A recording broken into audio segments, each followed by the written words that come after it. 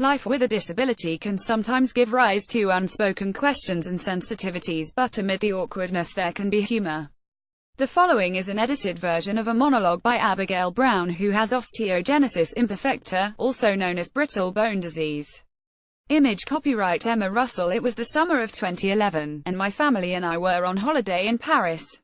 I know it was 2011, because it was the same summer that Amy Winehouse died, which meant my holiday wardrobe consisted almost entirely of black gauze and winged eyeliner. I devoted long hours to painstakingly translating French news articles with the help of my mother's 1983 French pocket dictionary, although it lacked crucial vocabulary around narcotics. In addition to the dictionary, I also inherited a genetic bone condition called osteogenesis imperfecta, or brittle bones. It's an inherently comic disability and means I can break bones in almost any situation, including but not limited to getting out of bed, watching rugby, learning to play the guitar, or sneezing. It doesn't just affect bones, it's like a lifelong game of Pokémon, except you collect medical conditions instead of adorable cartoon creatures. My mum and I both have short stature, spinal deformities and a rare form of hearing loss which, ironically, nobody has ever heard of. My mum's mum is by far the fittest of the three of us and got hearing aids at the more sensible age of 72.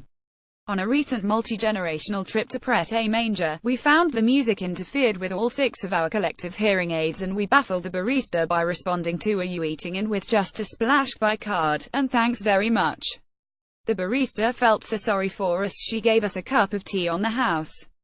Like many people with brittle bones, I can stand, walk, and, if the mood takes me, dance like a 90-year-old with an arthritic hip.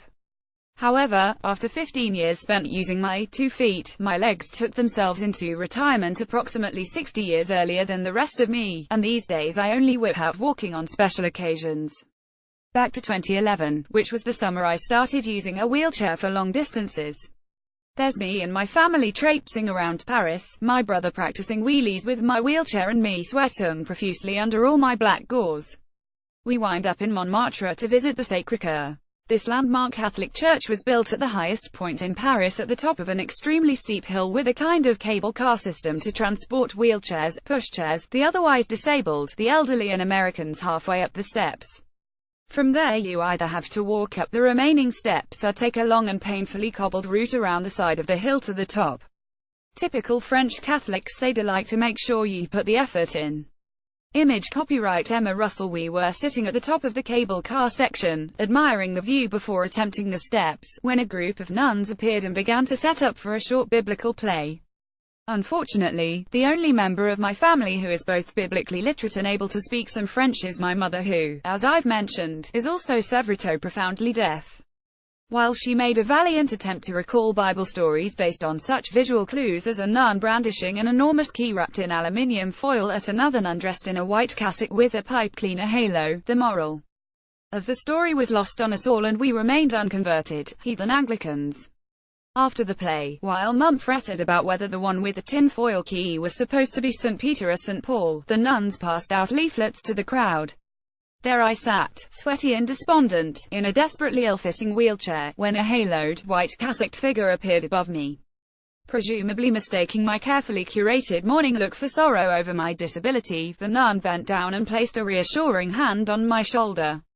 "We pray for you," she said. "We pray your leg's better." In the 6 years since I began using a wheelchair, I've been prayed for multiple times, in multiple languages, by people of varying religions.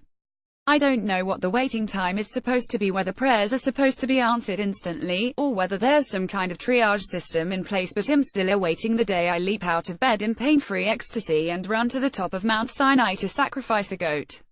That said, I would never be so bold as to say prayer doesn't work. I've just never seen one in action. My legs were actually pretty good, in the grand scheme of things, that summer.